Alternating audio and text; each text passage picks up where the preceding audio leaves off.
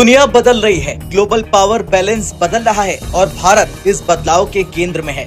ये सिर्फ एक ट्रेड डील नहीं है, ये संकेत है कि दुनिया अब एक ध्रुवी नहीं रहेगी। जब अमेरिका ने भारत को कहा कि रूस से तेल खरीदना बंद करो, तब भारत का जवाब साफ था कि हम वही करेंगे जो हमारे राष्ट्रीय हित में होगा।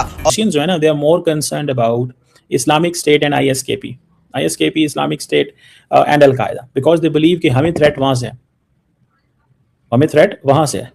और तो दैट इज समथिंग इंटरेस्टिंग। मैं बड़ा मुतासर हुआ इस स्टेटमेंट से कि क्या इंडिया जो है वो रशिया को कन्विंस नहीं कर सका या कर सका या क्या हुआ, ये एक अलग ये भी स्टोरी है। और इंडिया जो है उसकी बिल्कुल वो आज़ाद है, उसने अमेरिका को भी आंखें दिखाई है। उसने कहा है कि हमने अपनी आवाम के लिए जो चीज़ें हमें अच्छी मिल रही हैं और मुनासिब रेट पे मिल रही हैं वो हम रशिया से लेंगे। और एक ऐसी चीज है जिसने चाइना को तंग कर दिया है, क्योंकि चाइना के कुछ प्लान थे भारत को लेकर, हमारे चिकन नेक को लेकर। हमने चाइना के चिकन नेक के ऊपर नजर रख दी है और 10,000 किलोमीटर दूर जाकर चाइना को मारा है। और अब भारत और रूस मिलकर एक ऐसी मेगा ट्रेड डील की दिशा में आगे बढ़ रहे हैं जो तेल और डिफेंस से कहीं आगे की कहानी है। जी हां, मॉस्को में एक बड़े बिजनेस फोरम के दौरान रूस के उप प्रधानमंत्री ने ऐलान किया कि भारत और यूरेशियन इकोनॉमिक यूनियन यानी कि EAU के बीच प्रेफरेंशियल ट्रेड एग्रीमेंट यानी कि PTA पर बातचीत का पहला दौर सफलतापूर्वक पूरा हो चुका है। EAU में रूस के अलावा आर्मेनिया, बेलारूस, कजाकिस्तान और किर्गिस्तान शामिल है। इसका मतलब साफ है कि भारत अब सिर्फ रूस से नहीं बल्कि पूरे यूरेशियन ब्लॉक से सीधे जुड़ने की तैयारी में आगे निकल चुका है। इंडिया और रशिया की ट्रेड की बात कर रहे हैं, किस तरह जो ट्रेड पहले ऑयल और डिफेंस में होती थी अब बढ़कर वो दूसरी चीजों में भी उनकी ट्रेड ज्यादा होनी शुरू हो गया है। एक बिजनेस फोरम मॉस्को में यूरेशियन यूनियन के दरमियान बातचीत की गई थी जिसके साथ इंडिया डील करने लगा है ट्रेड की। और ये जो यूरेशियन यूनियन है इनमें सिर्फ रशिया नहीं बल्कि आर्मेनिया और काजाकिस्तान और एक दो कंट्रीज और हैं जिनके साथ इंडिया ट्रेड कर सकता है।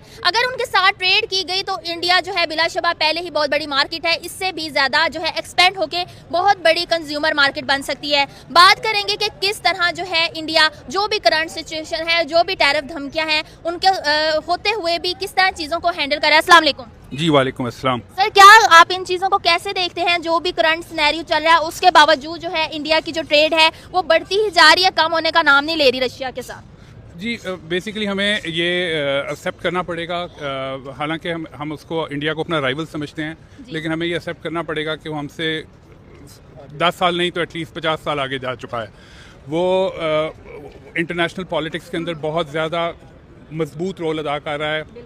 अपना अमेरिका के साथ भी उसके साथ गुडी गुडी है, रशिया के साथ भी गुडी गुडी है, और हम लोग हर जगह पे कंप्रोमाइज़ करते चले जा रहे हैं। वो उनके लिए अपनी इकोनॉमी, अपने लोग, अपनी हर चीज़ पहले होती है और वो उसके मेरिट पे फैसला देते हैं। हमारे साथ मसला ये है कि हम लोग हर चीज़ में झुकते चले जाते हैं। जैसे कि वो गोरे की मेंटालिटी है, मालूम है मुझे कि खान साहब का नाम लेना अलाउड नहीं है, लेकिन अगर आप उस पर मेरिट पे बात करोगे तो वो आपके साथ मेरिट पे बात करेगा, लेकिन अगर आप उसको एज अ मास्टर ट्रीट करोगे तो वो आपको एज अ स्लेव ही ट्रीट करेगा। तो ये रीज़न है कि वो अब देखें ब्रिक कंट्रीज़ के अंदर भी इंडिया, ब्राज़ील, रशिया वगैरह सारे चाइना वगैरह जा चुके हैं, और पाकिस्तान जो कि इतना इम्पोर्टेंट इलाका है लेकिन उसको कोई लिफ्ट नहीं है। चाइना का दोस्त भी है सर, चाइना सबसे अच्छा दोस्त है इंडिया के मुकाबले में। बिल्कुल ऐसा ही है। और डिस्पाइट द फैक्ट कि इंडिया और चाइना की आपस में लड़ाई भी हुई है, इसके बावजूद पाकिस्तान का उसके अंदर कोई किरदार नहीं है ब्रिक ममालिक के अंदर। ये मतलब हमारी फॉरेन पॉलिसी के मुंह के ऊपर एक अच्छा खासा स्लैप है, तमाचा है, जो कि जिसके ऊपर हमें स्पेशली काम करने की ज़रूरत है। बिल्कुल, आपने जैसे कहा कि इंडिया और चाइना की लड़ाई हुई, इसके बावजूद वो ब्रिक्स में है, तो क्या वजह, कहने क्या मतलब है आपका कि अब इंडिया जो है जो बड़ी बड़ी पावर्स हैं उनकी ज़रूरत बनता जा रहा है? तो डिफेंस डील जो है, मेजर डिफेंस डील स्टेटमेंट, वो क्योंकि इंडिया के जो आई थिंक डिफेंस सेक्रेटरी ने ये बाय द वे कहा था कि कोई डील जो है वो अनाउंस नहीं होगी, ठीक है जी। और so no major announcement in defence, लेकिन रशियन प्रेसिडेंट जो है उन्होंने ये कहा है कि सपोर्ट हम देंगे इंडिया को, मेक इन इंडिया डिफेंस, ठीक है जी, make in India defence, that is what they are looking for, that's what they are thinking. This is something very nice in the sense के इंडियंस ने इस चीज़ को रियलाइज किया कि पायन अगर हम आज इनसे SU-57 लेंगे तो मतलब क्या होगा। SU-57 लेंगे तो किस तरह चीज़ें चलेंगी, कट्स एक्ट लग गया तो फिर क्या होगा। अमेरिका को दावत देने के मुतरादिफ है आप रशिया से कुछ चीज़ लें। So they kept it diplomatic, politically अपने आप को रेलिवेंट रखा है इसमें। एंड ये चीज़ जो है वो है।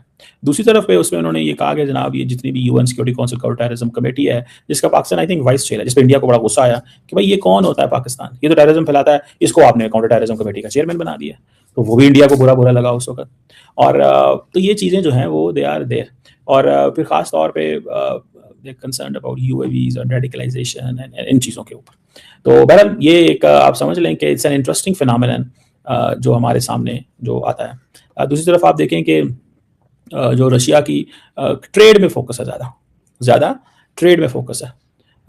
और दूसरी बात यह है कि रशिया जो है वो ये कहता है जनाब कि हम फुल सपोर्ट ऑफ जो है ना इंडिया की करते हैं permanent membership in the UN security council. अच्छा, ये भी एक इंटरेस्टिंग चीज़ है कि India takes advantage of this entire situation in a way कि इंडिया कहता है पाइन मैं तो जड़ा ना मुतासर है, मतलब मैं तो बहुत बड़ा मुल्क हाँ, तो आप मुझे क्यों नहीं स्पेस देते, ठीक है ना, आप मुझे क्यों नहीं स्पेस देते। तो वो कहते हैं बताओ क्या स्पेस, वो कहते हैं रिफॉर्म्स करो। वो कहते हैं ठीक है रिफॉर्म्स करें। मुझे याद है ओबामा साहब जब आए थे इंडिया तो उन्होंने आके पार्लियामेंट में खिताब किया और उन्होंने कहा पाए ना हम आपको जो है ना वो यूएन सिक्योरिटी काउंसिल का मेंबर बनाएंगे।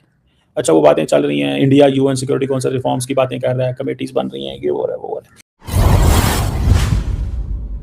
भारत और यूरेशिया के बीच बदलते समीकरणों को समझना आज बेहद जरूरी हो गया है। कभी एक महाशक्ति रहा सोवियत संघ टूटकर कई स्वतंत्र देशों में बंट गया और आज इन्हीं देशों के समूह को यूरेशिया के रूप में देखा जाता है, जहां एशिया और यूरोप की भौगोलिक तथा आर्थिक सीमाएं आपस में मिलती हैं। इस क्षेत्र में प्रमुख देश जैसे रशिया, आर्मीनिया, बेलारूस, कजाकिस्तान और किर्गिस्तान शामिल हैं।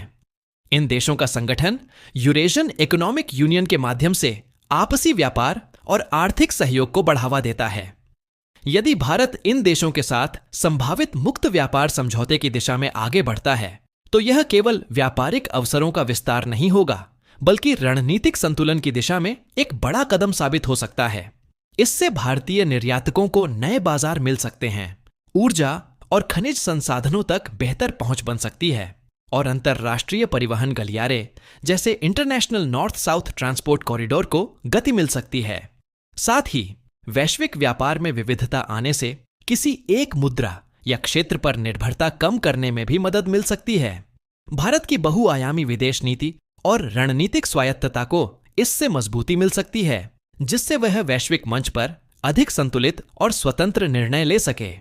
बदलते वैश्विक समीकरणों के बीच यह समझौता एशिया और यूरोप के बीच भारत की भूमिका को और सशक्त बना सकता है।